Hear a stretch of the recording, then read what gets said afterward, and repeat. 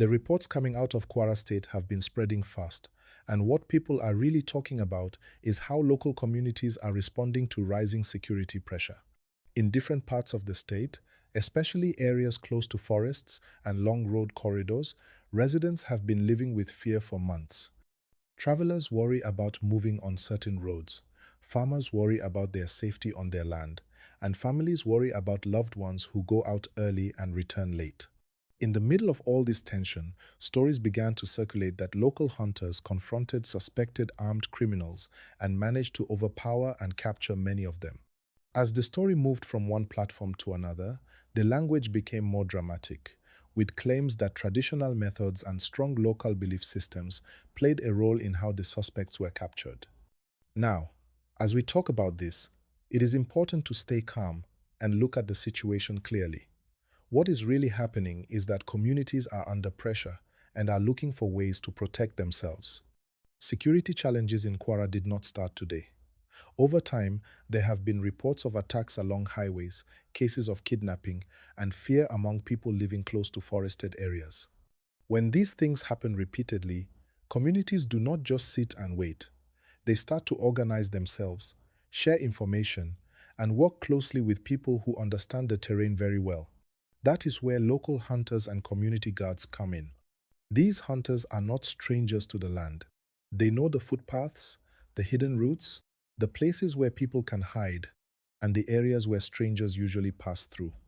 When suspicious movements increase, these local groups often notice first. In many cases, they alert security agencies. In other cases, they act quickly to prevent harm before help arrives. This is not about taking the law into their own hands. It is about survival, early response, and protecting lives. As this story spread, some headlines used strong words that created excitement and fear at the same time. It is important to say this clearly. This situation is about criminal activity, not about any ethnic group.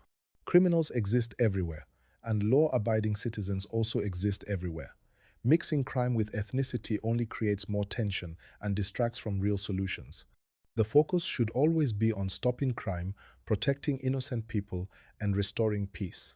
If you are following this story so far, please like this video and subscribe to the channel. It helps us bring balanced stories like this to more people, and it keeps you updated on what is happening. Many people online focused on the word Juju, but what most times gets ignored is the real strength behind these community actions. The real strength is local knowledge, unity, and courage. When people work together, share information, and trust one another, they become harder targets for criminals. Sometimes cultural language is used to describe confidence or belief, but beyond the words, what truly matters is organization and cooperation. Criminal groups often rely on fear and surprise. Once that fear reduces and communities become alert, criminals lose their advantage. What also stands out in this situation is the message it sends. It tells criminals that communities are no longer silent or helpless. It tells authorities where support is needed. And it tells the wider public that insecurity is not just a distant issue. It affects real people every day. Parents want their children to travel safely. Traders want to move goods without fear. Farmers want to work and return home safely. These are basic needs, not special requests. This story also raises important questions about long-term solutions. Community action can help, but it cannot replace structured security. People want to see more patrols on highways, quicker response when distress calls are made, and real follow-up after arrests. Arrests alone are not enough. People want assurance that those arrested will face proper investigation and justice, so the same problems do not return. Please remember to like this video and subscribe if you want more real-time stories explained clearly and calmly. For viewers listening right now, the key takeaway is balance. Communities have a role to play, and so do security agencies. When both sides work together with respect for the law and human rights, results are better. Panic and hate do not solve problems. Cooperation, information sharing, and calm response do. People in Kwara are not asking for miracles. They are asking for safety, stability, and peace of mind. They want to go about their daily lives without fear. And stories like this, when explained properly, should push conversations toward solutions rather than arguments. As this situation continues to develop, it is important for everyone to stay informed through credible updates, remain alert, and avoid spreading fear. Communities that stay united are stronger than criminals who depend on chaos. If you are still with me, like this video and subscribe now so you do not miss the next update. As the story continued to spread across different communities, the reaction from residents was mixed with relief and caution. Relief because people felt that those disturbing their peace had been stopped, even if only temporarily. Caution because many have seen similar moments before, where calm returns briefly and then fear comes back stronger. This is why many residents are saying that this moment should not be wasted.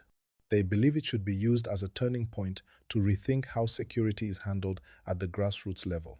People living close to the affected areas explained that once the news broke, movement reduced even further.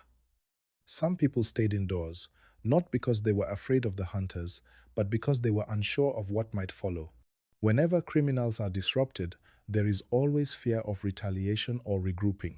This is why elders and community leaders quickly stepped in, calling for vigilance, but also urging everyone to remain calm and law-abiding. One thing that stood out clearly is how much trust people place in those they know. Many residents said they felt safer seeing familiar faces involved in protecting their communities. Hunters who grew up in the area understand not just the land, but also the people. They know which paths are normally used, which farms should have activity, and which movements feel wrong. That local awareness has become a powerful tool in communities facing pressure. As you are following this story, please remember to like this video and subscribe to the channel.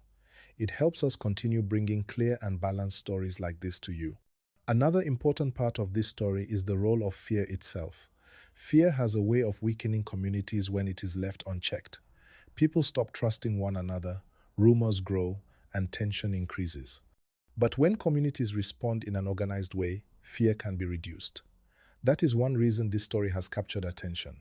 It shows people trying to take control of their situation instead of waiting helplessly. However, many voices have been clear that community efforts should not replace official responsibility. Residents are asking for more visible patrols, quicker response times, and better communication from authorities. They want reassurance that they are not alone and that their safety matters. Without that reassurance, people worry that they will always be forced to rely on self-help. Parents in the area have spoken about how insecurity affects children. Some children no longer walk freely. Some schools have seen reduced attendance during tense periods. These are long-term effects that go beyond any single incident. When safety is uncertain, development slows down and opportunities disappear. That is why this story is not just about one confrontation, but about the future of these communities. Please like this video and subscribe if you believe stories like this deserve attention and honest discussion. There is also a wider conversation happening now about cooperation. Many residents believe that the best path forward is partnership. Local hunters, community leaders, and security agencies working together, sharing information, and respecting each other's roles. When this happens, criminals have fewer places to hide, and innocent people are less likely to suffer. At the same time, people are warning against exaggeration. While stories online can be dramatic, residents are encouraging careful communication. Overstating events can create unnecessary panic or false confidence. Balanced information helps people stay alert without becoming reckless. This is especially important in times like this, when emotions are high. Traders and transport workers have also shared their concerns. Roads are the lifeline of business. When roads become unsafe, prices rise, goods delay, and livelihoods suffer. Many drivers are now calling for safer travel conditions so they can do their work without fear. This again shows how insecurity touches every part of daily life. As this discussion continues, please take a moment to like this video and subscribe. Your support keeps this channel active and growing.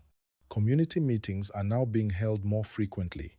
People are talking openly about what they have seen, what they fear, and what they hope for. These conversations are important. Silence only helps criminals. Communication builds awareness and unity. Many believe that if this spirit continues, communities will be stronger and more prepared in the future. One clear message coming from residents is that peace is everyone's responsibility. While authorities must lead, communities must also remain alert, lawful, and united. Division only creates openings for trouble. Unity closes those gaps.